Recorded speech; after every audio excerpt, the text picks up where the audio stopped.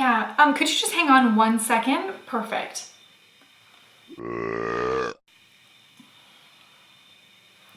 Hi, yeah, thanks. Sorry, just my doorbell rang. Just wanted to see what that was.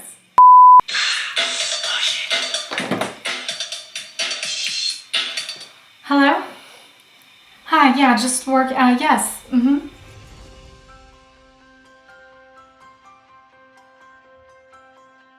When I was first asked for advice on how to be taken more seriously as a female entrepreneur, my first response was a little bit of sadness that this is a question even being asked compared to maybe asking a man, how do you be taken more seriously as a male entrepreneur? Yes, this may be a male-dominated industry. Maybe we need more women up on stages, but Beyonce put it best. Who run the world? Girls. Who run the world? Girls. Who run the world? Girls. Who run the world?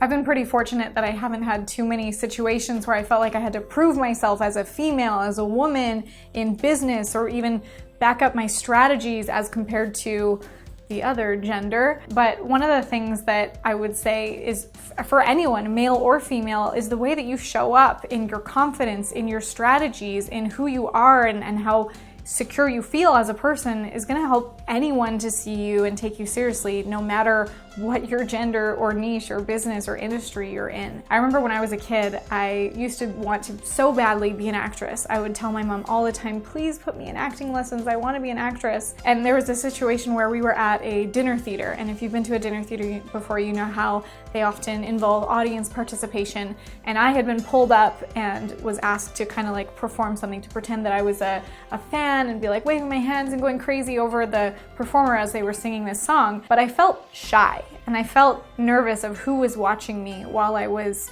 supposed to be pretending to be a fan while I saw this performance. And so I kind of half-assed it. I just kind of was like, yeah, cool. And like looking back to see who was watching me, that I might feel embarrassed if they were thinking that I wasn't doing a good job or that I wasn't good enough. And so when I finally got back to my table, my mom had said to me, Marley, you say you want to be an actress, but like you have the opportunity to perform and you didn't do your best. Like why didn't you give it your all? I realized that I was so nervous about people thinking something of me when I didn't give it my all, whereas I could have had more fun and had a good experience and maybe entertained the people who were watching me when I did give it my all. And the point of all this is that even if they still thought less of me or if they still judged, because people do, at least I gave it my all. I'd rather be criticized for giving it my all than be criticized for half-assing it.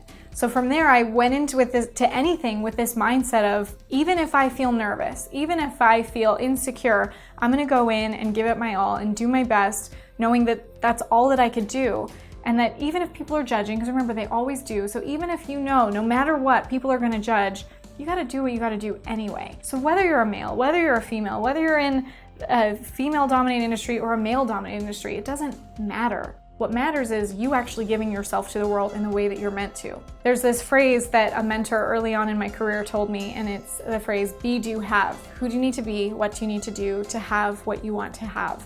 And that's a really important phrase that I continuously come back to and use in any of my coaching or in my consulting when I'm working with clients, so that they consider that themselves is, if you want to have this result, who are you being to create that? Because you can't do your way into having something unless you are being that person first. So when it comes to the level of success you want in your business, ask yourself, am I being committed? Because when you are committed, you can do the things you need to do to have what you want to have. Can you have success without being committed? Yes or no? Can you have success without being kind, without being respectful, without being responsible? You might say yes or no to some of those things, and that could depend on the level or the kind of business that you want to have. But that's a big question that I ask myself is, if I don't have what I want to have, who do I need to be to have that? It's not about I need to do this thing, I need to create this outcome. It's about who I need to be first so that I can become the person by doing those things. A lot of people work the opposite way. They want have, do, be. Once I have the level of success, or once I have the money, or once I have this weight, then I'll be happy, not realizing that we have to work from the inside out. After learning about be, do, have, that's where I realized that for me, commitment was one of my number one values, and something that I always went back to reminding myself in any situation is, am I committed to this?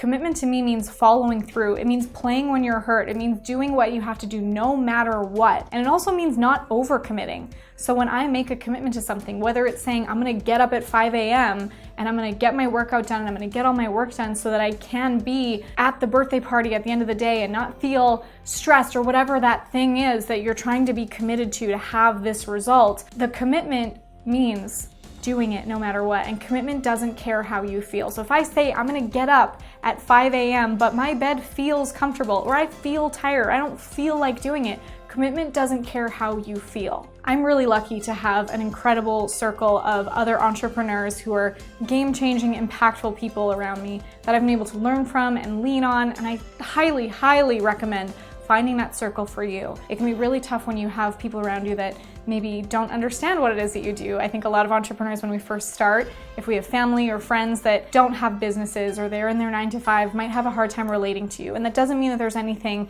wrong with those relationships. It just means that you do need to find those outlets and people that can support you. I actually created a community with my best friend, Rachel Peterson, who's another incredible female entrepreneur. If you're not following her, please go check her out. We created a community called Breadwinning Women for other women like us who were the breadwinners of their families, who were these female entrepreneurs, super powerful, and even women who are changing the game when it comes to the norms that society kind of puts us into, or these boxes that they want to fit us in. Finding that inner circle for you is going to be so important in elevating you. That Stacey Martino is another female entrepreneur that I follow so closely, a really good friend of mine, that she works in relationship development, which is really changing the game from what most families and relationships, whether it's your marriage or also your parenting relationship, what most people do. And it's a whole new way of viewing relationships. And she talks about your family and friends and also your seventh power. Your seventh power is the people around you who are on the same wavelength as you, that they're taking the same journey and challenges with you, and they want to be part of that uplifting movement to support each other in their growth. So let's say if you go to this big event and you come home and you're super inspired and you want to tell your family all about it, and you even like just vomit all over them with all these ideas and suggestions and like, hey, it would be really great if you did this too, and let's do this together.